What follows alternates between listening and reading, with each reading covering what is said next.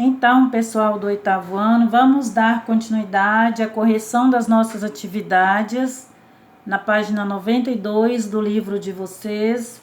Pegam aí o material de vocês e vamos fazer a nossa correção. Então, este vídeo ele está substituindo aquele que eu pedi que apagasse.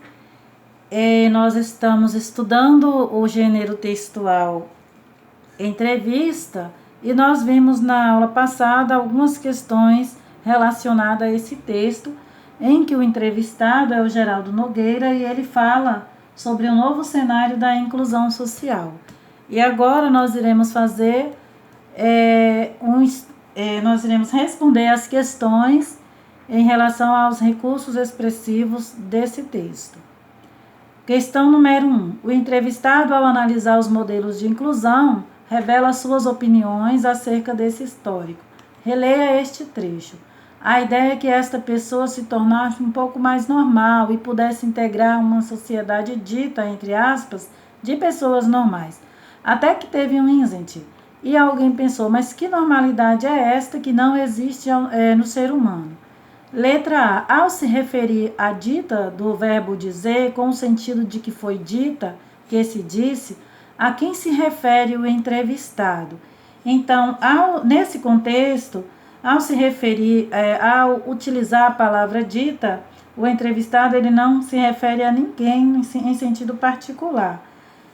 Nesse caso, ele se refere apenas a um possível senso comum, que é o de acreditar que a sociedade considerada normal, entre aspas, é aquela em que convivem somente pessoas sem nenhuma deficiência. Questão B. O que a expressão entre aspas revela no contexto dessa afirmação? Então, no contexto dessa afirmação, a expressão entre aspas revela a apreciação que o entrevistado faz em relação ao sentido da palavra normal atribuído à sociedade. Ele questiona, ironiza ou não concorda com o conceito do que seja uma sociedade de pessoas normais. Gente, o uso das aspas na escrita pode ter a função de realçar certas palavras e expressões quando são empregadas em sentido figurado. Na oralidade, a expressão entre aspas é usada com esse mesmo sentido e geralmente é acompanhado de movimentos dos dedos, o dedo médio e o dedo indicador das duas mãos, imitando a curvatura desse sinal gráfico. Questão 2. Ao longo da entrevista, é possível notar também maior ou menor nível de aprovação ou engajamento do falante em relação àquilo que diz. Letra A. Que palavras ou expressões indicam julgamento ou avaliação nos trechos a seguir? Explique sua resposta. Primeiro trecho. Bastava a pessoa ter uma deformidade qualquer que era isolada da sociedade. Nós podemos observar nesse primeiro trecho a presença do verbo bastava e da palavrinha qualquer. O significado do verbo bastava quer dizer razão para excluir uma pessoa do convívio social e que essa razão para a exclusão de uma pessoa do convívio social, ela era imprecisa, ou seja, vaga sem nenhuma consistência. Então, uma razão muito vaga. Questão 2.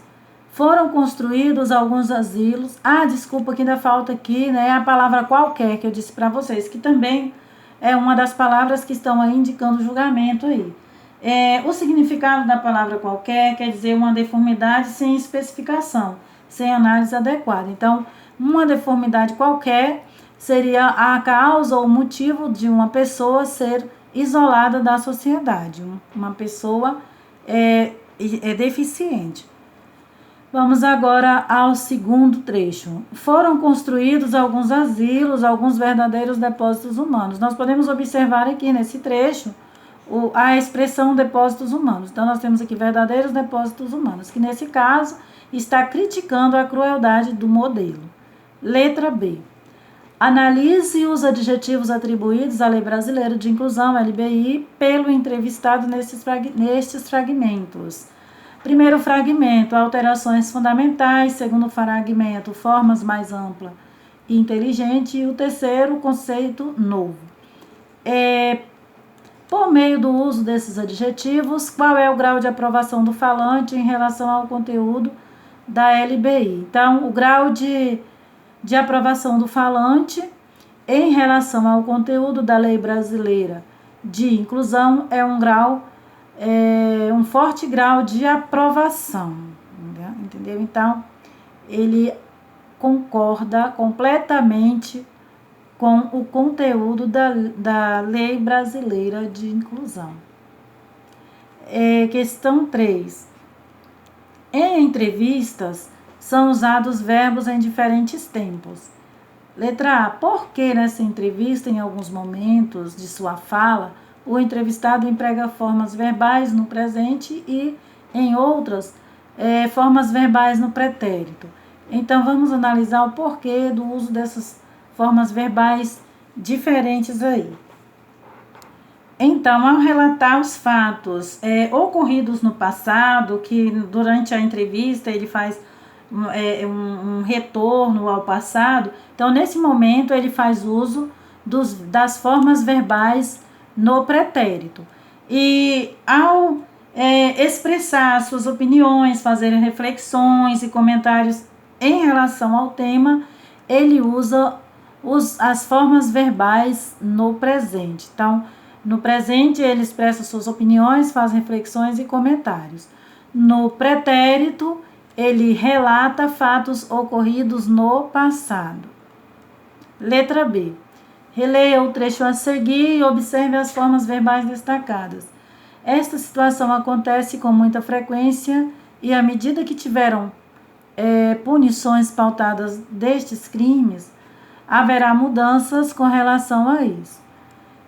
Primeiro, em que tempo estão as formas verbais tiveram e haverá? Então, nós podemos observar que, neste contexto, a forma verbal tiveram está no futuro do subjuntivo, porque está equivalendo ao termo à medida que houver, e o verbo haverá está no futuro do presente do indicativo, aguardando uma possibilidade aí de mudanças, ok? Em relação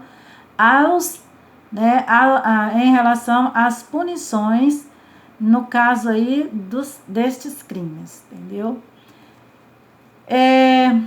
Segundo trecho, o que essas formas verbais expressam no contexto apresentado? Então, o uso dessas formas verbais expressam possibilidades, né? São hipóteses a serem realizadas no futuro. Então, o trecho apresentado expressa uma possibilidade a se realizar no futuro. Nós temos aqui entre parênteses, à medida que houver punições, e aqui fora dos parênteses, né, e a consequência que se espera como certa é que haverá mudanças. Então, podemos analisar aí o porquê do uso dessas formas verbais. 4. No fragmento a seguir, o entrevistado usa alguns substantivos que mantêm uma relação de significado entre si. Bastava a pessoa ter uma deformidade qualquer, que era isolada da sociedade em bairros periféricos que chamavam de guetos. Elas iam para estes guetos e sobreviviam de esmolas, de ajuda, dos auxílios, principalmente dos religiosos. Quais palavras no contexto desse trecho podem ser consideradas de significado semelhante? Então, nós podemos observar que neste contexto, a palavra esmolas, ajuda e auxílios. B.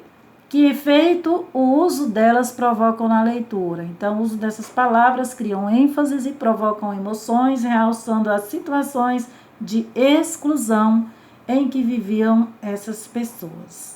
Então, gente, paramos por aqui hoje. Boa correção para vocês e até a próxima aula.